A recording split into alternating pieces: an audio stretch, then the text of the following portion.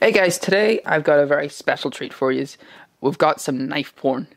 Yes, and the knife porn is being donated by Zero Tolerance. Kershaw.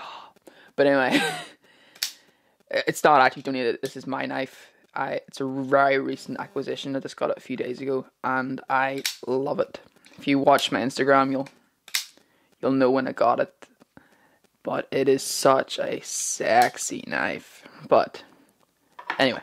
Yep, this is the Zero Tolerance 0560 BLK, to be more precise. And it is a Rick Hnderer design. If you know anything about Rick Hnderer, you probably know about his XM18 or his XM24. The XM18 is a 3 or 3.5 inch knife, and then the XM24 is a 4-inch blade. This is somewhere in between the 3.5 and the 4-inch. You're talking a 3 3/4 inch blade rather than a 4 or 3.5. So it's not really it can't really be compared to the XM18 or the XM24 because it's a bit bigger or a bit smaller than each other. This particular one I didn't get new. I got this secondhand off Instagram. Very lovely girl put it up for sale and I jumped on it. The original blade itself has an all DLC blackout blade. There you can see a beautifully near mirror polished edge. It's beautiful. But anyway, yeah, so she had this modified slightly, so she has. And I'll get to all the different modifications she had done. But as you can see, it's now two-tone. It used to be all blacked out with the DLC. Continuing on with the blade, it's actually Elmax. This is my first experience with Elmax, but from what I've heard, it's very, very tough and very rust resistant, so I'd say you would be hard pressed to go for much better. But I have heard some horror stories of Zero Tolerance's Elmax, especially with the 0560 line. Apparently they messed up the heat treat for a lot of them. I just hope that this one is okay. The overall blade shape is just a very beautiful modified drop point, I'd say, yeah. The XM18 comes with a Spanto blade shape, which is a mixture between like this blade shape, and a Tanto. There's a grind line that runs down here on it. It's kind of hot. I like it, and it's overall very aesthetic. This one is going to be easier to resharpen, I think, because there's no change in grinds.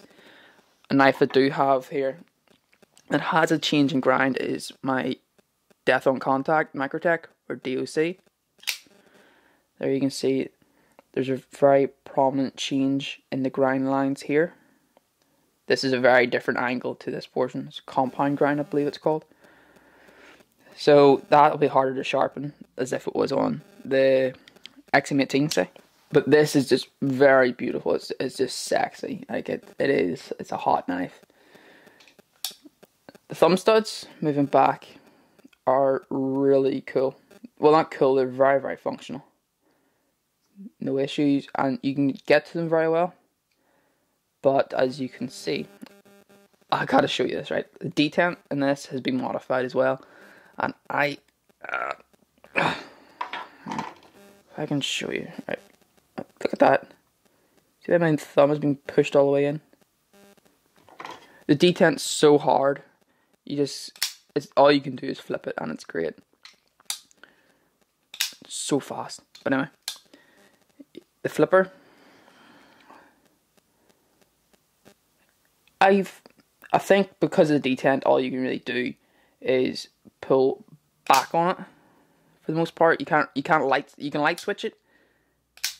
You can sweep it back, but you can't push button it. You sort of can, but it's a bit trickier. But anyway, as you can see, it flies out very, very fast. But it's actually running on ball bearings. See that blue washer there? They're actually captured ball bearings in there, and it's super smooth and super fast, and it's really smooth. I was surprised how smooth it was whenever I got it. It flied out, and if you just look at this, just releases.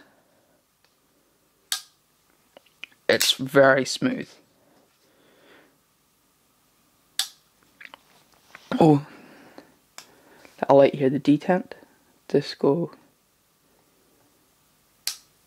It's such a hard detent. It's outstandingly hard. But yeah, it's just cool.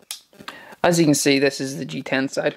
It's all black G10, beautifully machined. Actually, it's got a very aesthetically pleasing pattern. Oh, there you can see the screws for your left-handed tip down, tip up. But yeah, all screwed construction. Personally, for a knife at this price point, I'd like a bit more of a decorative hardware, I'll be honest, because that's something I like about Microtech. Here's the SOCOM Elite.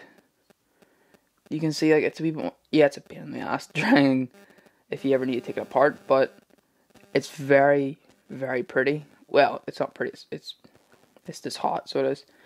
But it's, for a knife at this price point, it's really nice to have this more custom touch. Otherwise, you're just getting standard Torx. I think this is a T6 and I think these are T8 Torx bits, but I'm not 100% sure. Massive lanyard hole. I just think I've had a lanyard through it, and it actually helps with extraction, but I just took it off for the video here now. Frame lock, of course, and there is the lockup. Titanium frame lock at that, and it's pretty much the same place each time. I haven't found it moving over. Like, I've played with it a lot since I got it, but I haven't found it move over. But I'd say it might do a time. And there's blade centering. It's pretty bang on. Maybe it favors the titanium side a little, but no, maybe, yeah, it favors the titanium a little. But if you look, it's quite a thick blade stock. It's not as thick as some others, but you got a really nice strong point. It's like reinforced here with the way the grinds have went. It thins out and then thickens again. And there's that mirror edge. That's just hot, so it is. But anyway, right. Something else that she had done was the titanium side. Yeah, I think she likes purple. Yeah, she got the titanium clip. Well, I believe it's titanium clip, and the whole titanium frame anodized. I hope you can see that well. It's a beautiful, like, purple color, and in the valleys and the ridges, like the peaks of all this, is like a rose gold type color. It's really beautiful. The camera's not showing it justice, but it is just beautifully well done.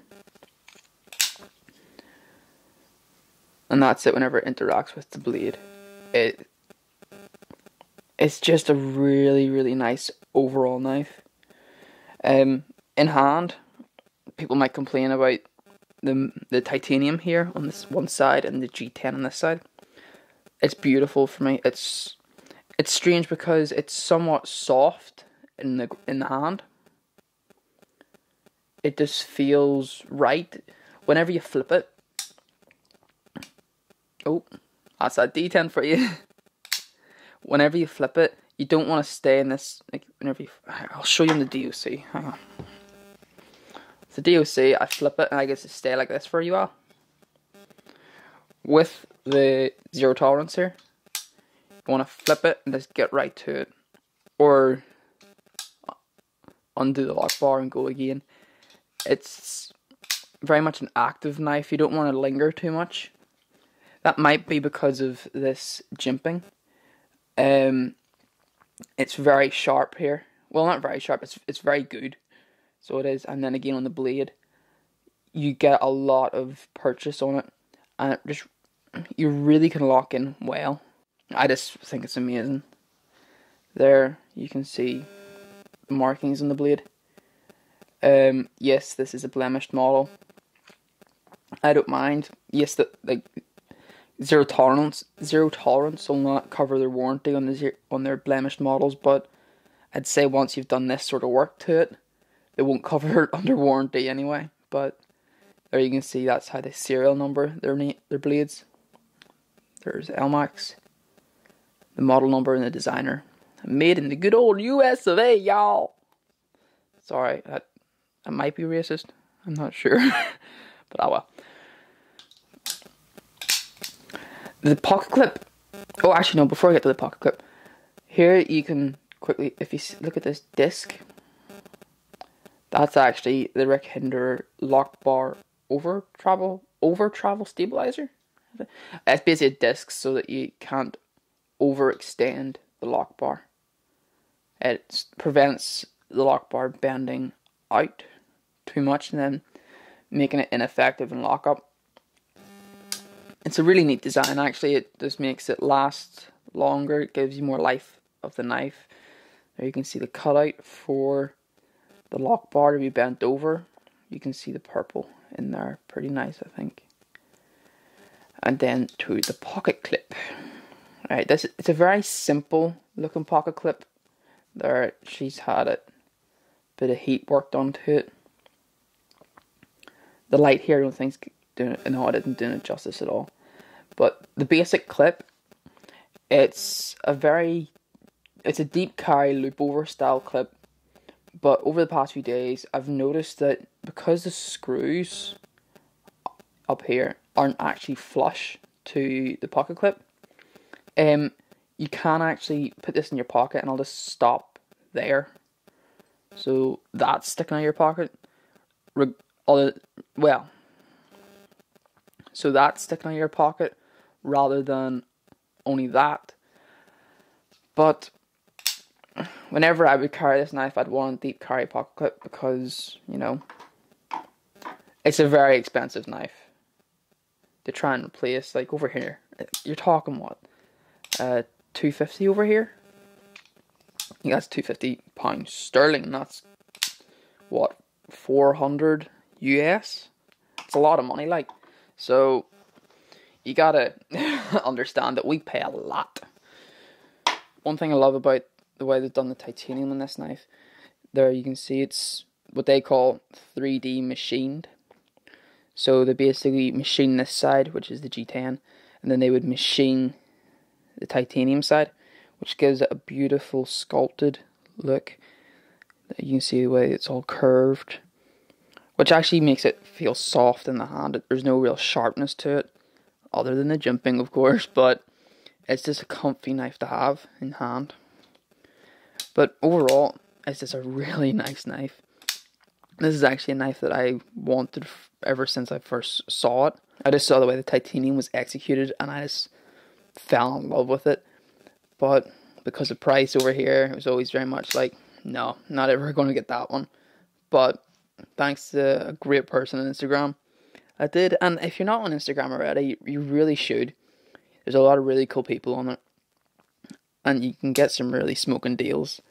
So much so I've actually got another zero tolerance Rick Hnderer design coming. It's actually the 0561 coming, which is the tan handles.